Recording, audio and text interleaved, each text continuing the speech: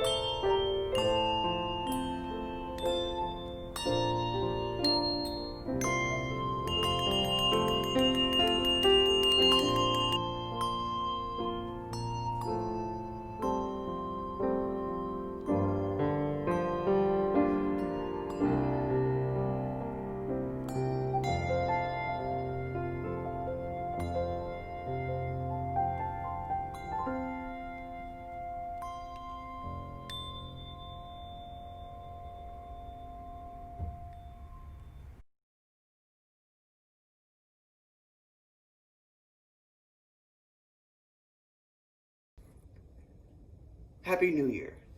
My name is Bill Fogarty, and it is my honor to be the worship associate today. This is the part of the service we refer to as the call to worship.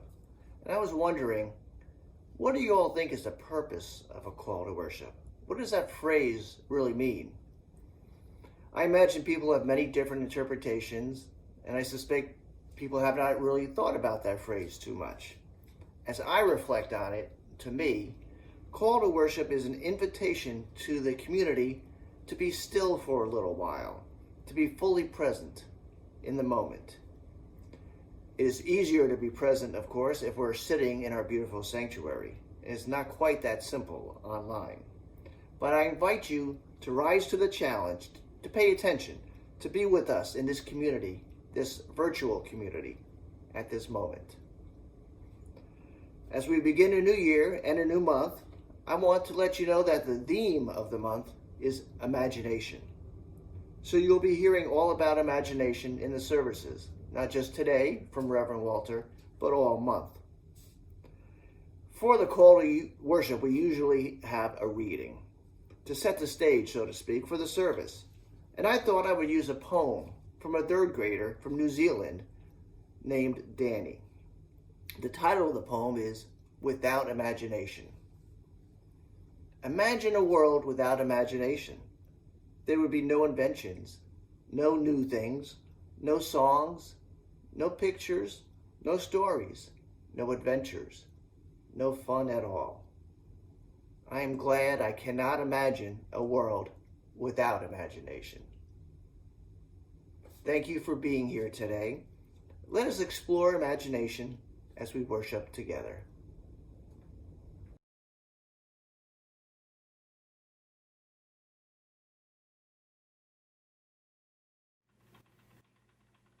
Our reading this morning as we light the chalice comes from the poet and philosopher Shel Silverstein. Listen to the mustn'ts, child. Listen to the don'ts. Listen to the shouldn'ts, the impossibles, the won'ts. Listen to the never haves, then listen close to me. Anything can happen, child. Anything can be. We light our chalice this morning in the hopes of the possibilities that anything can truly be.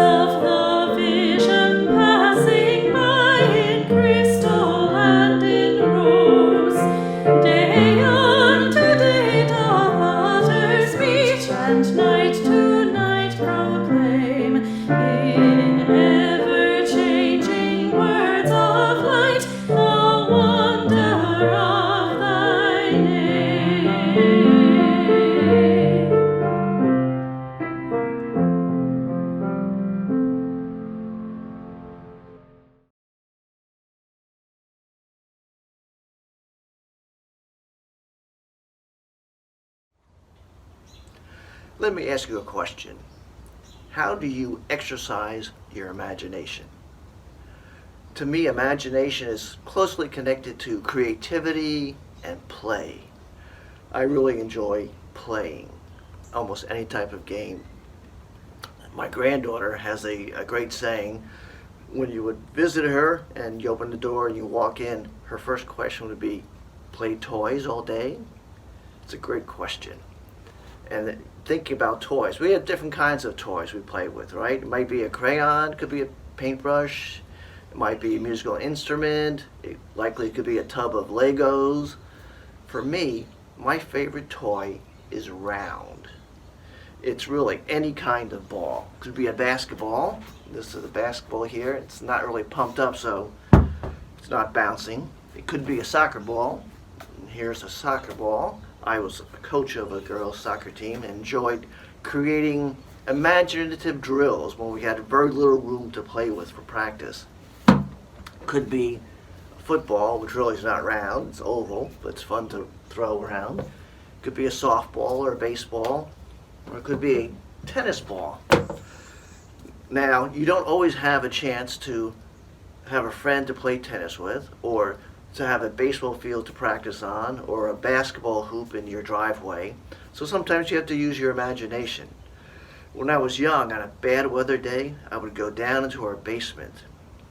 It was an unfinished basement with cinder block walls, so I would draw a box in chalk on the wall. I'd go about 20 feet away, and I would start pitching, trying to throw strikes.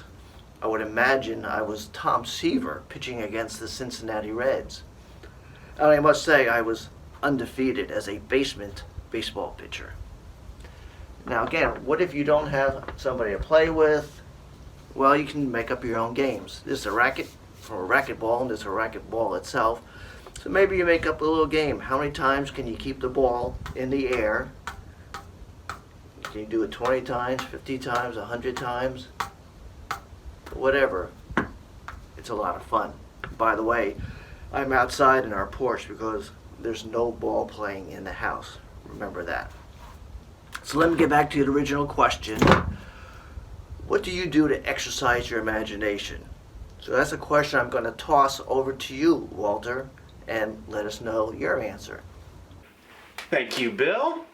Thank you so very much. So when it comes to being creative and how do I exercise my creativity, I want to show you one of my favorite improv exercises that I used to do. The trick about being creative is you have to let go of what you think you already know and assume that everything is brand new. And one of my favorite exercises for this is the "What is this?" game. For example, I wanted to show you this. What is this? Let's get a little closer look for everybody back at home. You can see it's got this weird circle thing and this weird wooden handle thing. And what is this? Well, using just what I see, I make up what I think it is. So I think this is the frame for a really small bass drum. See? It goes boom, boom, boom, boom. Or maybe it is a minimalist drinking bird that dunks itself into the water. Maybe it's a robot antenna.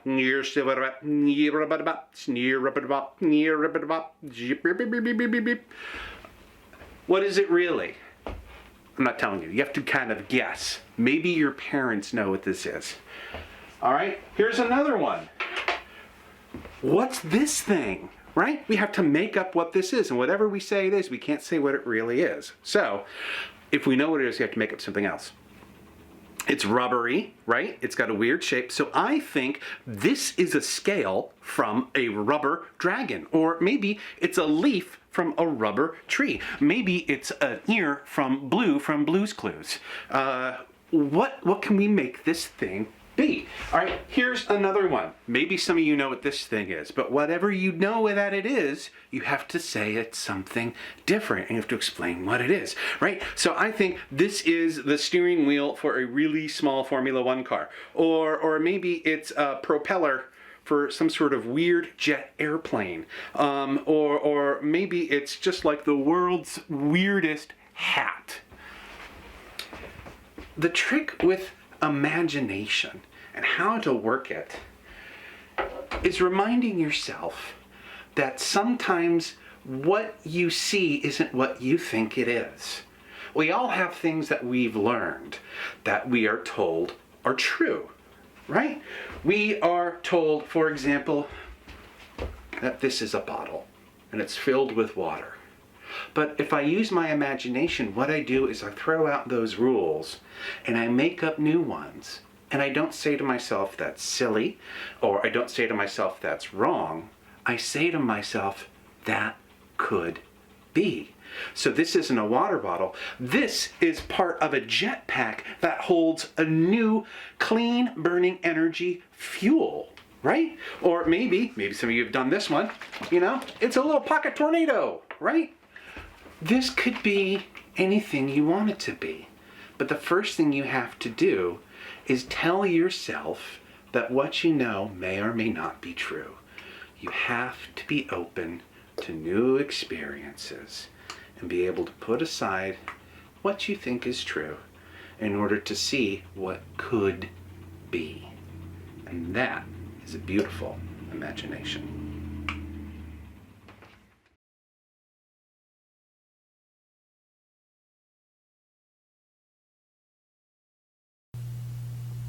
I'd like to start our prayer this morning with a reading from Grace Butcher named On the Necessity of Snow Angels for the Well-Being of the World. Whenever there is snow, I go, making angels along the way. Luckily, angels have no gender and are easier to make than you might think. All you have to do is let go. Fall on your back. Look up at the sky as if in prayer. Move your arms like wings. Move your legs to make a robe. Raise carefully so as to do no harm. And walk away. All the angels along the path behind you will sparkle in sunlight, gleam under stars.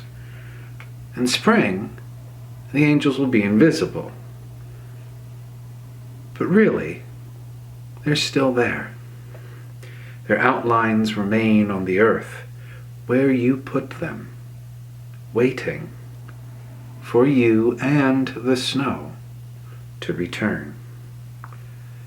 Keep walking towards the next beautiful thing that you will do.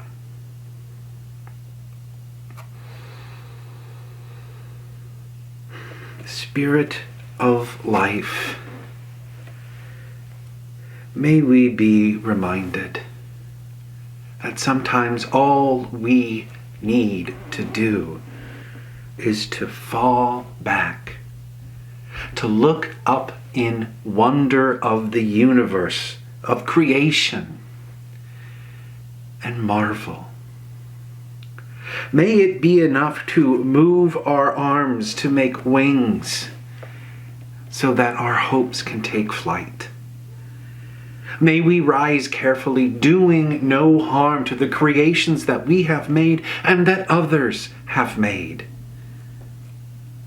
May we respect the angels of our nature and of the nature of others.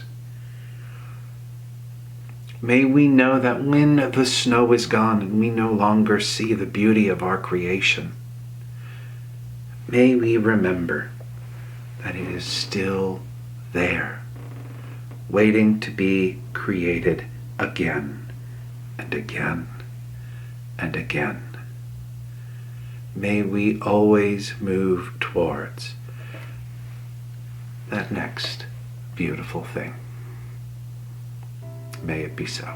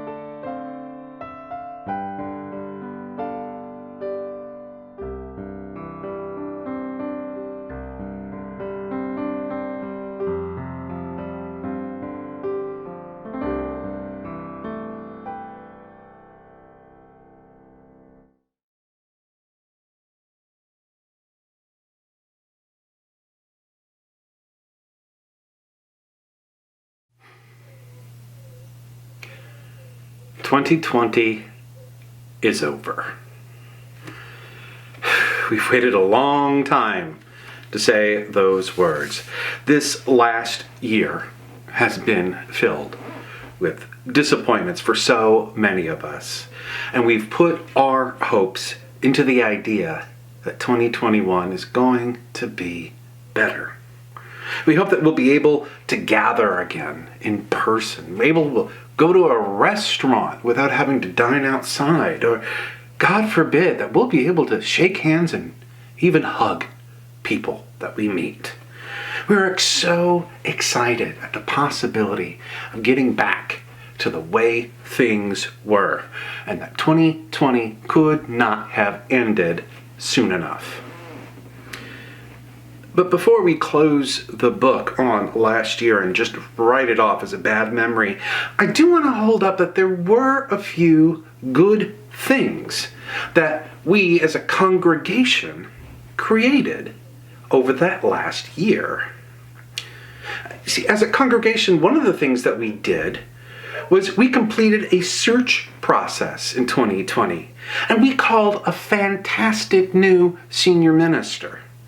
And while we weren't able to do the candidating week to meet that minister in person, we were able to hold meetings with Reverend Amanda virtually, and many of us got to know Reverend Amanda that way. In fact, it's a good possibility that a lot of people who wouldn't have normally been able to get a chance to meet Reverend Amanda were able to because we did it virtually. We found new ways this year of doing AFAC food drives that were more efficient. And our Secret Santa this year was much more efficient because of how we did it due to COVID restrictions. And not the least of all of the things that we learned over this past year is we found a way to do online worship. And we found a way to do it really well. So well, in fact, that we have had people asking how we're going to maintain aspects of this new virtual format when we go back into the sanctuary as people are in same space again. How is this going to be maintained once we're back in the building? And I don't know about you, but I've had some great things happen to me on a very personal level over this past year. I found myself reaching out to friends and colleagues in 2020 that I would not normally have reached out to because of the quarantine restrictions. And my relationship with these friends and colleagues has grown and strengthened significantly. I've been forced to quarantine with my family, and I gotta say, I love it. I have been able to spend more time and have more in-depth personal conversations with my teens and my wife, and I've treasured that time I've had with them. I've picked up old hobbies that I haven't touched in a long time, like baking, and I found some new hobbies to play with too. I'm sure a lot of you have similar stories about things that you've discovered about yourself that you wouldn't normally have discovered because of the situation that was 2020. Now, don't get me wrong. I would give all of these new discoveries back if I could make 2020 and COVID-19 not happen. And I also understand that I am talking from a very privileged perspective. I am fortunate enough to be in a loving family situation. I am fortunate enough to have a job that allows me to work from home and allows me to work safely. And I am so blessed to have not lost anyone close to me during these times. So while I don't want to make light of the horrible things that happened over the past year, I do want to say that many of us would not have been able to survive this last year if we hadn't gotten creative in order to find a new way of being. The theme for January is imagination.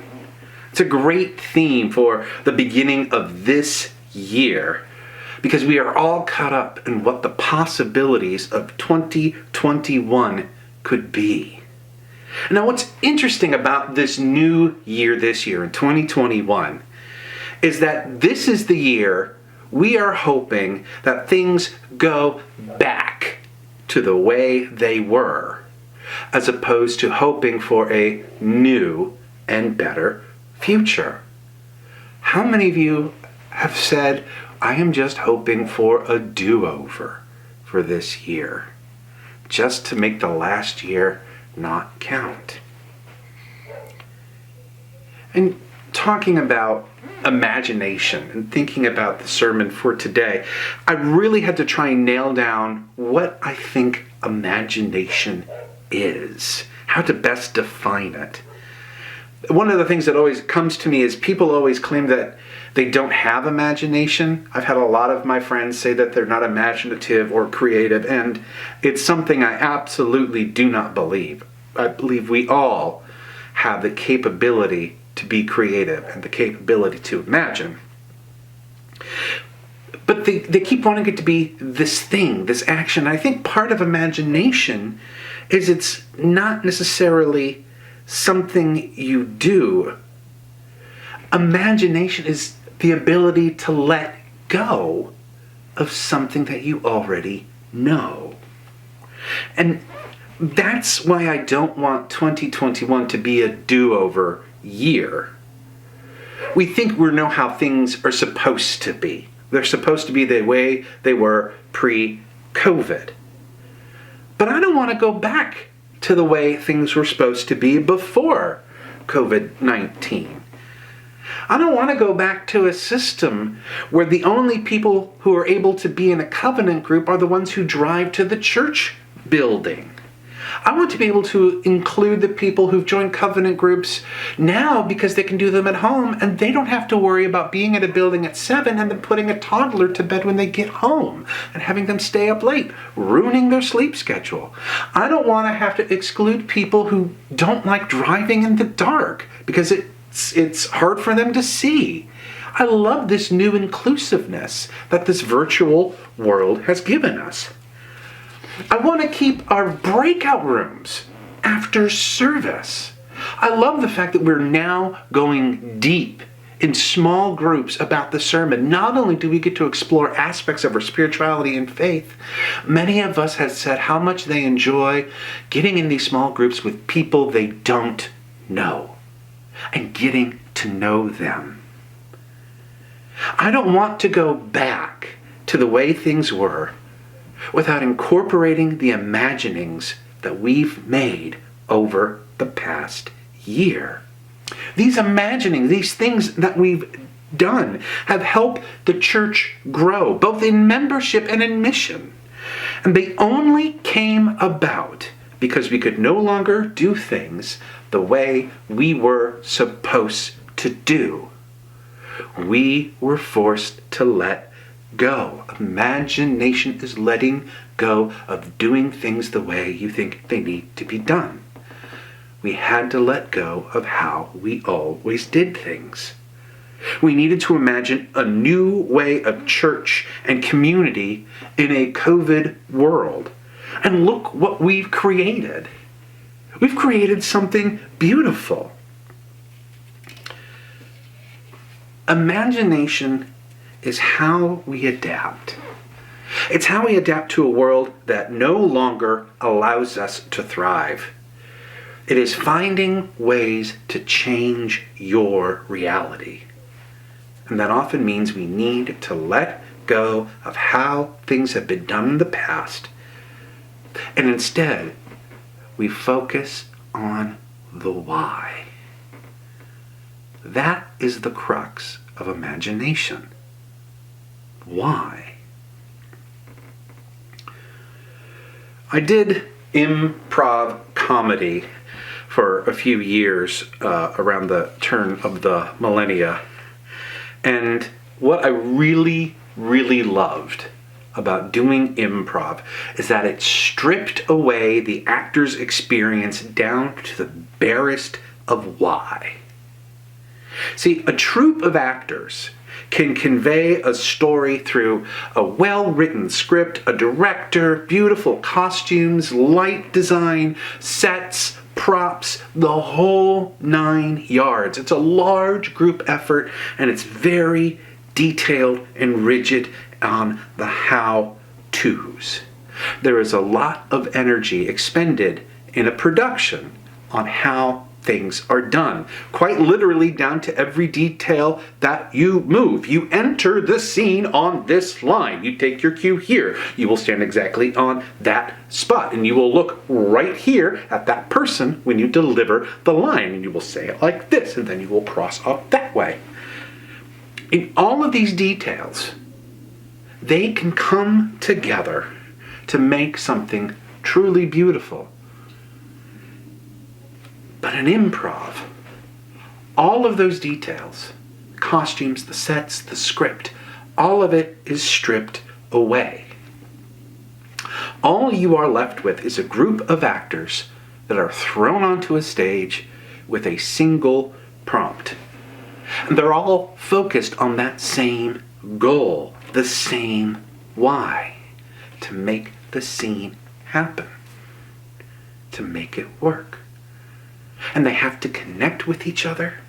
And if they do that and they focus on that why, they can create something incredible. And it's true. I did this once when I did this improv. We had this troupe. There were 5 of us total. We were doing a 24-hour improv-a-thon, and this was 3 in the morning. And we had to do an hour-long improv sketch. We were doing a long-form improv, and it was a musical theater piece, right? So we had to make up songs on the fly in a musical theater production that we were making up, knew nothing about, and the prompt we had was Pop-Tarts. And it was the most magical thing we've ever done. It's the most magical thing I have ever been a part of on stage. And how did we do it? I'm not 100% sure, to be totally honest. I think lack of sleep might have been a little bit of it. I think knowing each other and working with each other before probably helped. But I also think it had a lot to do with this sense of deep trust that we had. Not trust in each other. Sure, we trusted each other. We yes-anded the whole hour and did a really good job of propping each other up and helping each other out. But the real trust that we had was in ourselves.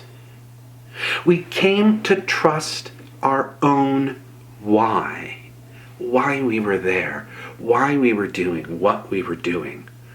We believed that our actions would bring the scene into something deep and creative and meaningful, and that something that was deep within ourselves was so automatic, and trusting it, we believed it would be good enough, whatever we had to offer.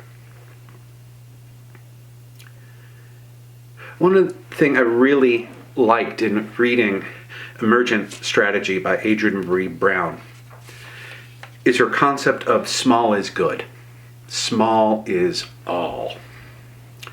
She writes, how we are at the small scale is how we are at the large scale. The patterns of the universe repeat at scale. There is a structural echo that suggests 2 things. 1, that there are shapes and patterns fundamental to our universe. And 2, that what we practice at a small scale can reverberate to the larger scale. What we practice at the small scale reverberates to the larger scale. I love that concept. It reminds me a lot about a piece from Friedrich Schleiermacher. It's a quote from his treatise on religion. And he says, the fundamental intuition of a religion must be some intuition of the infinite in the finite. some one universal religious relation found in every other religion that would be complete, but in this one only placed in the center. It's that center from which all things emanate, that deep center where you pull out those imaginations, those feelings, that intuition. It's the center is our why. And it's where all of our actions need to come from. When we listen to that center, to that why, when we put aside all of the ways we have seen of being, and we put away all of the have-tos, and instead we listen to the still, small voice that is why, that will echo throughout all we do. We listened to that why when we needed to create a worship. We listened to the why of worship, and we imagined a virtual sanctuary when quarantine started.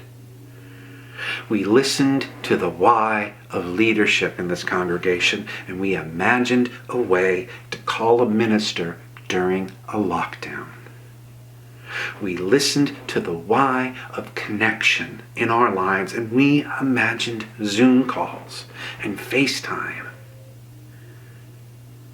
It's that small becoming large when we focus that why, reflecting through our actions. We see this pattern emerge in other parts of the world as well. The small becoming larger, focusing on the why. When people imagined the why of policing our communities, they imagined a system that would abolish the police and take care of the needs of its citizens. When people imagine the why of fossil fuels, they imagine using the sun and the wind to supply power instead. Focusing on the whys is how we imagine a world that is better than what we have now. The whys is where our imagination comes from.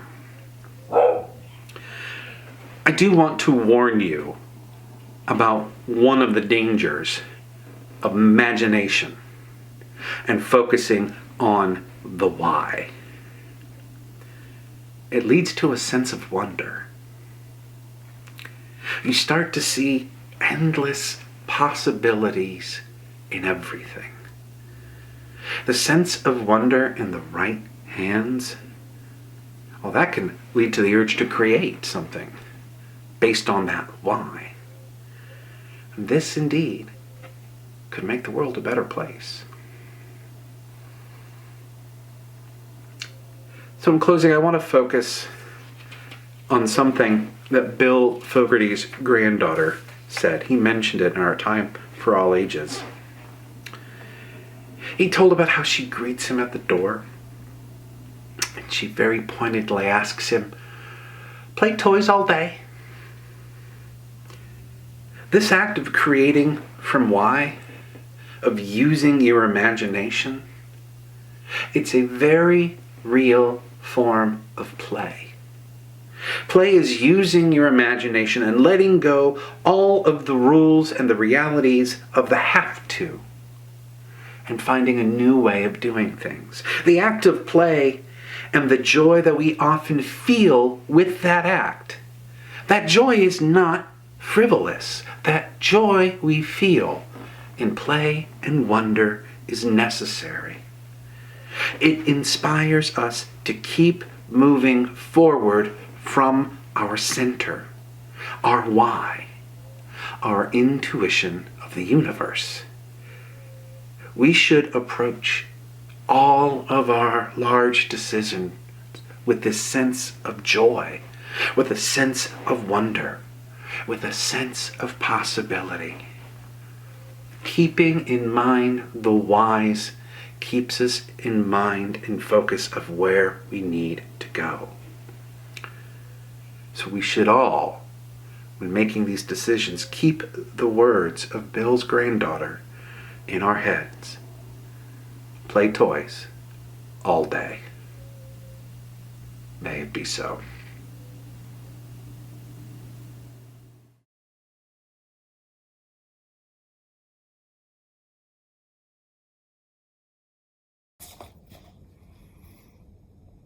I wonder if the founders of this church community back in 1948 could have imagined what the church would be like in 2021. Would they be shocked that the Unitarian Church of Arlington is now the Unitarian Universalist Church of Arlington? Could they have imagined that their acre of land would end up as a much larger plot of land with a beautiful sanctuary, a 2-story building with many rooms for community use, with a cooperative preschool and a wonderful playground, and with so much more? Could they have imagined that church members would get in trouble with the law for organizing an integrated picnic in the 1950s? Or that the church members would create the first affordable housing complex for seniors in the state of Virginia, known as Culpeper Gardens? Or that a UUCA minister would officiate the first same-sex wedding in Virginia? Or, I could go on, but I want to look at the future. When we celebrate our centennial in 27 years, in 2048, can you imagine what this community will have accomplished in those 27 years? What the campus would look like? What will be the results of our outreach efforts? I am excited about the future. I have my own imaginings, too numerous to mention right now. Talk to me in the coffee hour if you want more details. Alas, imagination alone did not buy the land where our campus sits and did not build those buildings. Imagination alone has not paid the salaries of our wonderful ministers and staff for the past 73 years. We are a voluntary community of souls, dependent on one another for raising the funds needed to feed our imagination and pay our bills. And so, with today's invitation to the offering, I am asking you to remember how important it is to contribute what you can. There are a number of ways to donate, from writing a check to the church, to donating online or by texting. We appreciate your annual pledge payments. We are grateful for your capital campaign payments, which will make a big difference for our future. And we are ever so thankful for whatever weekly donations you can make each Sunday at this time. And so, let us recite these words of gratitude. Let us be grateful when we are able to give, for many do not have that privilege. Let us be grateful for those who share their gifts with us, for we are enriched by their giving. Let us be grateful even for our own needs, so that we may learn from the generosity of others. May it be so. Thank you.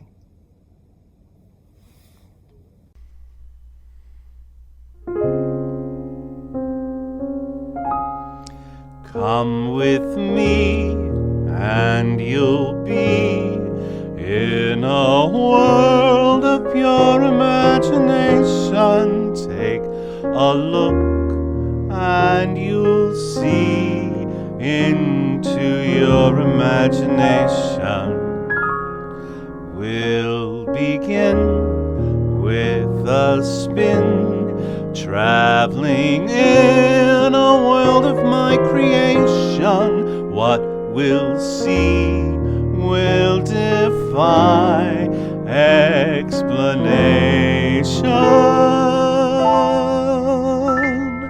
If you want to view paradise, simply look around and view it. Anything you want to do it. Want to change the world, there's nothing to it. There is no life I know to compare with pure imagination. Living there, you'll be free if you truly wish to be.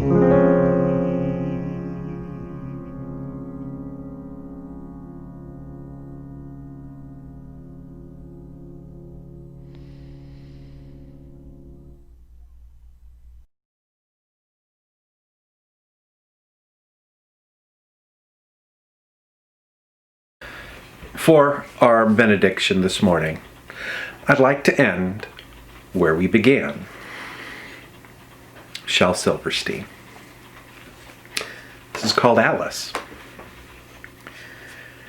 She drank from a bottle called Drink Me, and she grew up so tall. She ate from a plate called Taste Me, and down she shrank so small. And so she changed, while other folks never tried nothing at all. May we go out into the world not afraid to change, to play a little bit, to do things differently, to use our imagination, and to have a little fun. Play toys all day. May it be so.